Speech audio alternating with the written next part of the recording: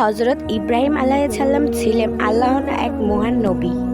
দীর্ঘদিন তার কোনো সন্তান ছিল না। বহু বছর ধরে তিনি আল্লাহর কাছে নেক সন্তানের প্রার্থনা করেন।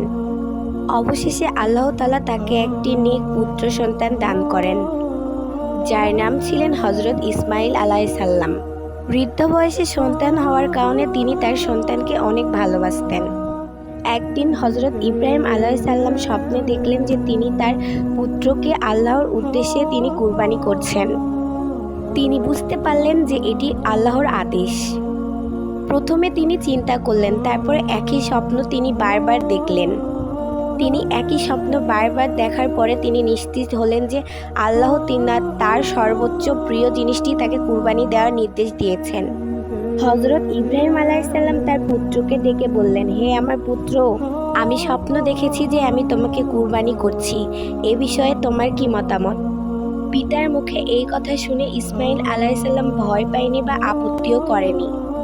তিনি ধৈর্যের সঙ্গে উত্তর দিয়েছেন, হে আমার পিতা, আল্লাহ আপনাকে যা নির্দেশ দিয়েছেন আপনি তাই করুন। পিতা ও পুত্র আল্লাহর নির্দেশে নিজেদের সব ইচ্ছা বিসর্জন দিলেন। হজরত ইসমাইল আলাইহিসসালাম তার পিতাকে বললেন, আপনি আমার হাত পা বেঁধে দিন, আমি যেন অস্থির না হয়ে পড়ি।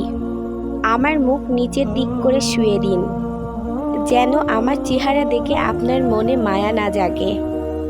পিতার হৃদয় তখন ভালোবাসায় ও অনুভূতিতে ভরে উঠেছিল।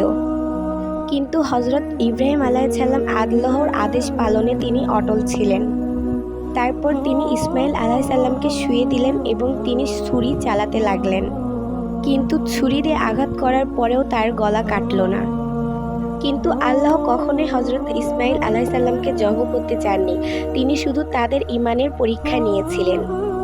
যখন পিতা ও পুত্র দুইজনে ঈমানের পরীক্ষায় একদম সফল হলেন, তখন আল্লাহ তাআলা ফেরেশতার মাধ্যমে একটি দুম্বা পাঠিয়ে দিলেন। তখন আল্লাহ ঘোষণা করলেন যে ইব্রাহিম আলাইহিসসালাম তার স্বপ্নকে সত্যিতে পরিণত করেছেন এবং তিনি পরীক্ষায় উত্তীর্ণও হয়েছেন। এরপর ইসমাইল আলাইহিসসালামের পরিবর্তে সেই দুম্বাটি কুরবানি করা হলো। এই ঘটনাটি শুধু একটি কুরবানির গল্প নয়, এটি আল্লাহর প্রতি ধৈর্য ও বিশ্বাসের এক মহান শিক্ষা। ভিডিওটি ভালো লাগলে অবশ্যই লাইক করবেন।